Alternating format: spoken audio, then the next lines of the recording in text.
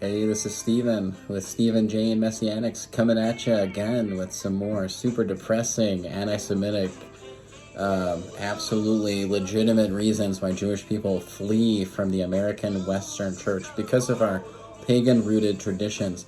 This is, if the other videos that I made really bothered you and convicted you, because it's just truth, this is none of my opinion. Soon I'm gonna drop an opinion video.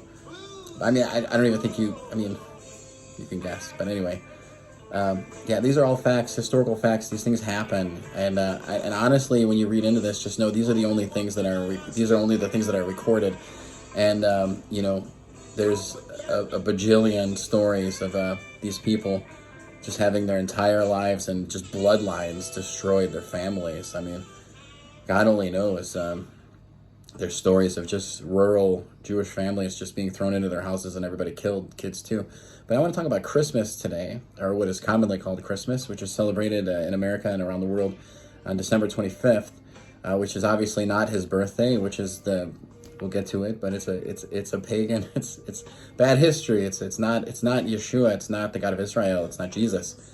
It's evil. It's fallen angels demanding worship and wanting people to do everything that the God of Israel tells you that he hates and he doesn't want you to do. So, you can figure out what's the right thing to do when you hear the truth. So the truth is, he was probably most likely born during the festival of Sukkot, which is usually in October. We had a funny time where well, I won't even go into that, but I'm just going to drop some truth here about Christmas, what it's based on, and some things that have happened to the Jews on Christmas. Please don't be offended. This is just history. I'm sharing it with you. You can know that it happened, and once you know, you should act accordingly and love your Jewish brothers. And we're supposed to, as Gentile Christians, we're supposed to provoke the Jewish people to jealousy by our faith in the God of Israel. So you can think about that for a minute. You can see that they are still following the calendar of God. They're still doing everything God commanded them very faithfully. And they've been doing this forever. Even when Europe, Christendom, was hell-bent on wiping them from the face of the earth, they still endured and they still held to God and what he commanded them. So they are absolutely devoted and showing reverence. And what are we doing? We're supposed to provoke them to jealousy. And then you look at the history here, which I'll share a little bit with you. But why would they ever join hands with us? I'm sorry. It's ridiculous. I'm just going to go into it right now.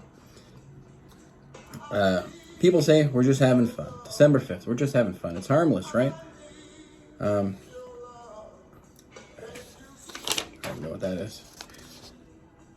Okay, December 25th, 1941, Julius Streicher, one of the most vicious of Hitler's assistants, celebrated Christmas by penning the following editorial in his rabidly anti-Semitic newspaper, Der Stürmer, which white supremacists are emulating with a website, which hopefully none of you are reading.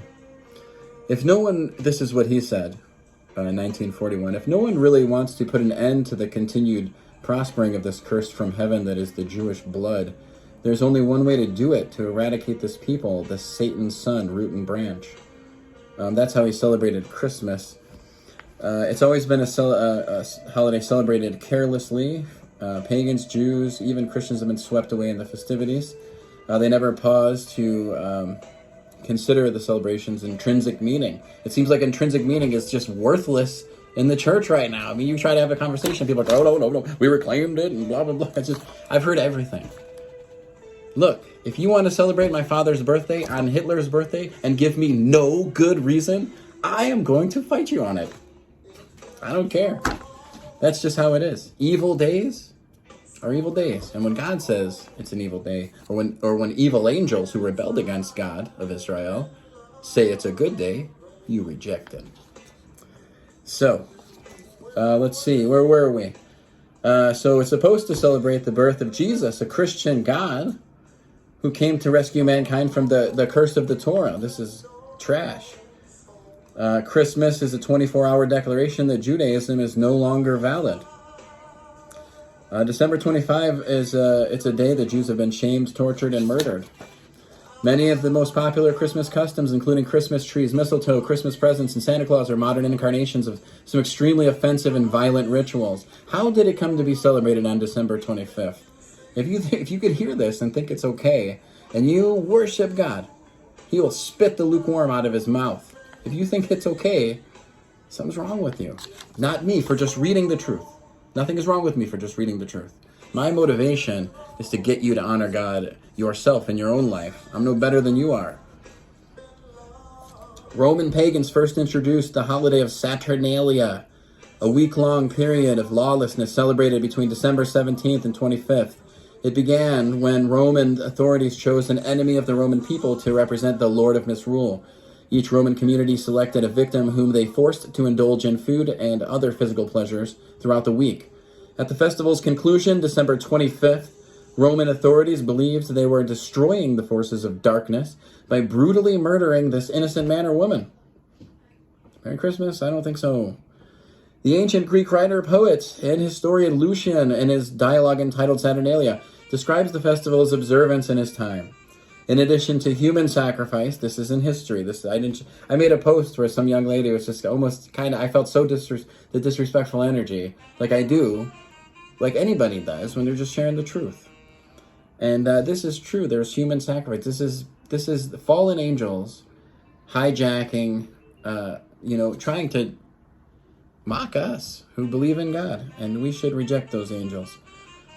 So this historian, I said, in addition to human sacrifice, he mentions these customs: widespread intoxication, going from house to house singing while naked, rape and other sexual license, consuming human-shaped biscuits, gingerbread cookies, with back then was kind of macabre. Now we're just kind of laugh about it.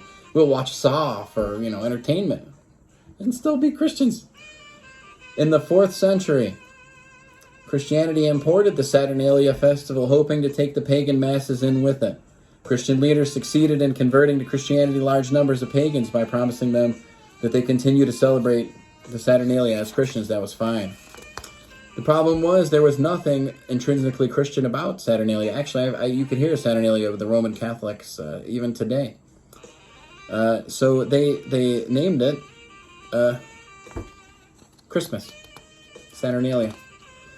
They didn't have any success changing these practices. Let's see here. And they say Stephen Nissenbaum, professor of history at University of Massachusetts Amherst, wrote, in return for ensuring massive observance of the anniversary of the Savior's birth by assigning it to this resonant date, the Church in its part tacitly agreed to allow the holiday to be celebrated more or less the way it had always been.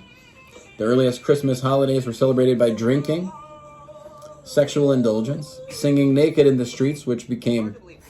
I'm playing the blues here because when I read this stuff, I honestly... I had to take a moment, which became caroling later. The Reverend... Now check this out. This is messed up. If you're not already bothered, I don't know what's wrong with you. The Reverend Increase Mather, or Mother of Boston, observed in 1687 that the early Christians who first observed the Nativity on December 25th did not do so thinking that Christ was born in that month, because the heathens' Saturnalia was at that time kept in Rome, and they were willing to have those pagan holidays make a metamorphosis into Christian ones. Because of its known pagan origin, Christmas was banned by the Puritans, and its observance was illegal in Massachusetts between 1659 and 1681. However, it was still celebrated by many.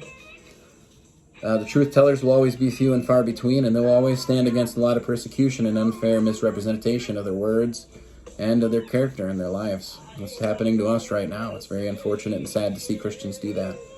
We pray for them every day. Some of the most offensive customs of the Saturnalia Carnival were intentionally revived by the Catholic Church in 1466, when Pope Paul II, for the amusement of his Roman citizens... Now pay attention to this. This happened. 1466, Pope Paul II, for the amusement of his Roman citizens, forced Jews to race naked through the streets of the city.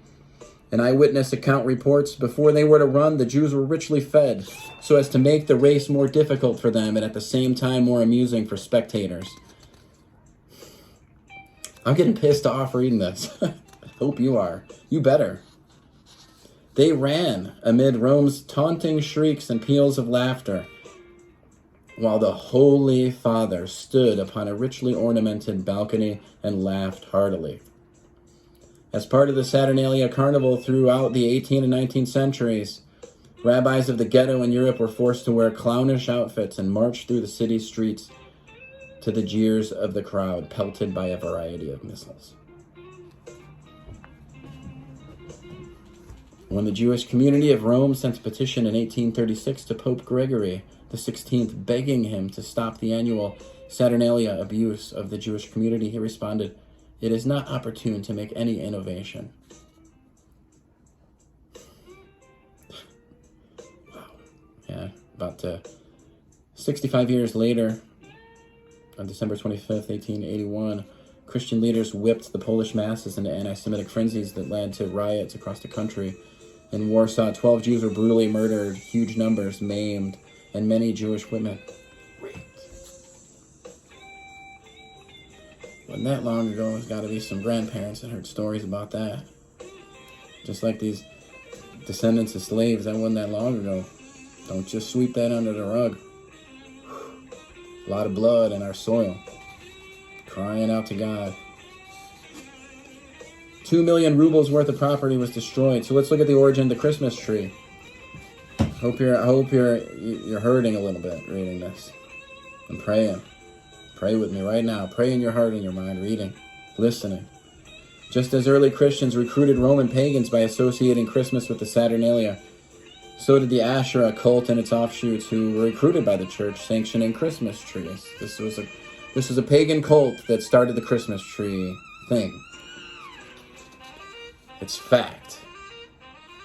Pagans had long, it's not out of context, it's fact. Pagans had long worshipped trees in the forest and brought them into the homes and decorated them.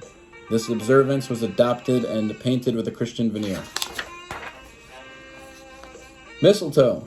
Norse mythology recounts how the god Balder, false god, probably a fallen angel or just made up by word of mouth through tradition, was killed using a mistletoe arrow by his rival god Hoder while fighting for the female Nanna. Druid rituals used mistletoe to poison their human sacrificial victim. The Christian custom of kissing under the mistletoe is a later synthesis of the sexual license of Saturnalia with the Druidic sacrificial cult. You could look into what they did during their little celebrations, and I can assure you it didn't honor the God of Israel. In pre-Christian Rome, they, okay, hold on a second here. Okay. Let's see, Saint Nick. Santa Claus. Nicholas was born in Ferrara, Turkey in 270. Later became the Bishop of Myra. He died in 345 on December 6th. He was only made a saint in the 19th century. Nicholas was among the most senior bishops who convened the Council of Nicaea in 325 and created the New Testament. The text, well, there's a lot there. You could read about that, but one of the things, it basically was like Jews aren't children of the devil. And what came later was like they removed the Sabbath on the sixth, the Sabbath on the seventh day. I'm so sorry. Sabbath on the seventh day, they removed that. They made this proclamation in the Church of Constantine where a Jewish believer had to read it, and they had to say, like, I renounce everything, all the Sabbaths, all the Psalms, everything. I won't do anything Jewish. Only then. And it was like a list of plagues would come on you. It was disturbing stuff. Okay, so that came after this, immediately. Okay.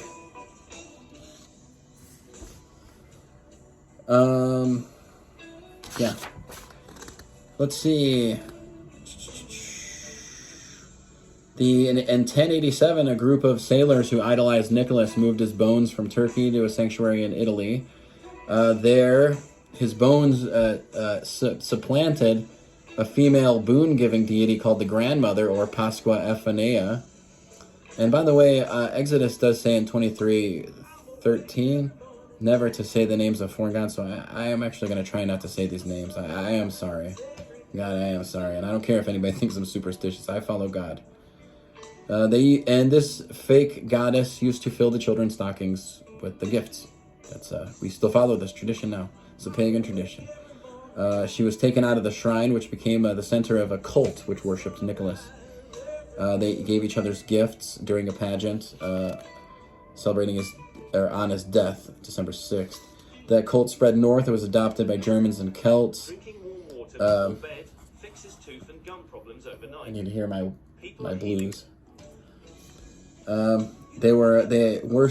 These groups worshipped a pantheon who had a father, god of Thor, Balder, and Tiamat. Woden had a long white beard, rode a horse through the heavens one evening each autumn. When Nicholas merged with Woden, he shed his Mediterranean appearance, grew a beard, mounted a flying horse, rescheduled his flight for December, and donned a heavy winter coat. So when they were trying to get pagan adherents into the Catholic Church in Northern Europe, they adopted that cult, taught what he did, and gave gifts on December 26th. Let's see. Okay. This is just like... I have like so many more pages. Okay. Yeah. Honestly, I don't even want to go into that. But so I'm just going to leave you with that. I have a voicemail. I have to get it. So that should have disturbed you. And honestly, if that didn't disturb you and make you kind of rethink things, and I gotta say, that's only the tip of the iceberg. If you look into like Far East, which was the pagan sun god worship that the Alexander the Great brought back to Rome, which is a major part of all this. This is around 200 BC. You look into that, look into what they worship, see if there's any similarities. If you could read this stuff, God says our people perish for lack of knowledge. I mean, that means a lot of things, but, just think. I always ridiculed God and people who are religious. Everybody. I just thought it was dumb, and you know what? I had a change, and there should be a change. You don't just get down when you're 4 and say a prayer and just live a totally worldly life ignoring God and then expect him to bless you. So, I mean, he died in our place, the death that we deserved. So, I just don't understand people sometimes, how they think and talk. And we're supposed to provoke them to jealousy. Go back and listen to the stuff I shared with you. Provoke the Jews to jealousy. We've done nothing but murder and scatter and kill them and vilify them. And before you go preach Martin Luther and quote him, you should read some of the things he wrote during the last part of his life.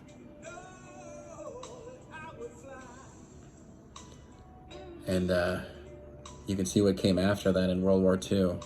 And even, Christians were totally helping and made that. I mean, this was Germany. This was the heart of what used to be the Holy Roman Empire. So, I mean, I think if we're just going to claim ignorance on that, I think it just drives these people we're supposed to provoke to jealousy even further away, and not just because of our hypocrisy, but also because of our willful stupidity. Nobody's that dumb that could look at this stuff and try to act like we're all good and everything's just fine. So it's not. And I urge you to examine yourselves and make sure that you are not honoring the devil, the adversary. And even when people come to you with the truth and say, look, people are usually, in my case, I'm not trying to be smarter than anybody, and I'm not trying to be better than anybody. I'm like a 42-year-old chunky dad, and we're like lower middle class. We're not. We're just trying to give people the truth, so that they can personally in their own homes worship God and truth and in spirit, and that's all we want. And whether you do or not is between you and God. Adonai Sevaot. I want to see you in New Jerusalem, you New Yerushalayim. Let's get there together. Put your trust in Yeshua HaMashiach. He died for you, and he is certainly Jewish, and he is the physical embodiment of the Torah.